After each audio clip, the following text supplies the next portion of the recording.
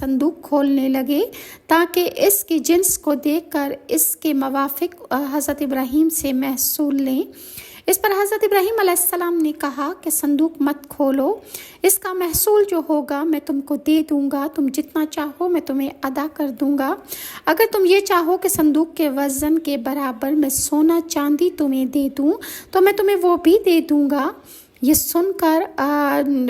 جو مصاحب تھے بادشاہ کے، ان کا اور بھی زیادہ شوق بڑھا کہ نامعلوم اس صندوق میں ایسی کیا قیمتی چیز ہے جسے یہ شخص کھولنا نہیں چاہتا اور اس کے برابر سونا چاندی ادا کرنے کو تیار ہے۔